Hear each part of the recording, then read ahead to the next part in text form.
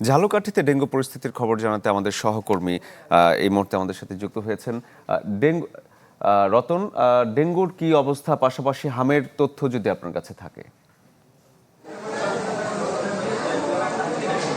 শরীফ, ঝালকাঠিতে কিছুদিন হামের রুগী খুব বেশি ছিল, কিন্তু বর্তমানে কিন্তু দিন দিন ডেঙ্গুর রুগী বেড়ে চলেছে। ঝালকাঠির যে 7টি এলাকা, সেই 7টি এলাকাকে ডেঙ্গুর হটস্পট হিসেবে ঘোষণা করেছে ঝালকাঠির জেলা প্রশাসন এবং স্বাস্থ্য বিভাগ। আসল ফল থেকে তৈরি, সম্পূর্ণ প্রিজারভেটিভ মুক্ত ফ্রুটিকা, পিওর মানে ফ্রুটিকা।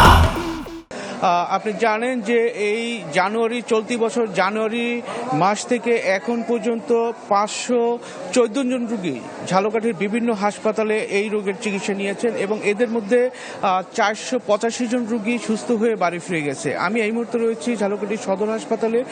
ঝালকাঠি সদর হাসপাতালে আলাদাভাবে একটি ডেঙ্গু ওয়ার্ড খোলা হয়েছে, সেখানে ডেঙ্গু রুগীদের রেখে তারপর সুচিকিৎসা দেওয়া হচ্ছে। বর্তমানে ঝালকাঠির বিভিন্ন হাসপাতালে ভর্তি রয়েছে 29 জন রুগী। এদের মধ্যে 20 জন রুগী রয়েছে ঝালকাঠি সদর হাসপাতালে এবং 6 জন রুগী রয়েছে রাজাপুর স্বাস্থ্য কমপ্লেক্সে এবং 2 জন রয়েছে কাঠালিয়াতে এবং 1 জন রয়েছে নলছিটিতে। তবে এখানকার যে স্বাস্থ্য বিভাগ তারা বলছে যে আসলে জনগণকে সচেতনতামূলক কার্যক্রম সহ তারা সব ধরনের পদক্ষেপ নিচ্ছে এই ডেঙ্গু প্রতিরোধের জন্য।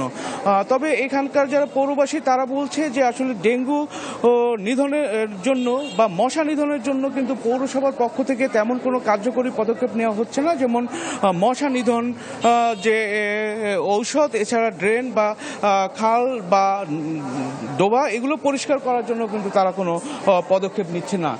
তবে পৌরসভার কর্তৃপক্ষরা বলছে যে আসলে তারা এই মশা নিধন অথবা ডেঙ্গু নিধনের জন্য তারা সব ধরনের পদক্ষেপ হাতে নিয়েছে। শরীফ, ঝালকাঠিতে ডেঙ্গু বিষয়ে আমার কাছে এতটুকুই আপাতত খবর ছিল। রতন, ধন্যবাদ আপনাকে। দর্শক, ঝালকাঠি থেকে সহকর্মী রতন আচার্য আমাদের সাথে যুক্ত হয়েছিলেন।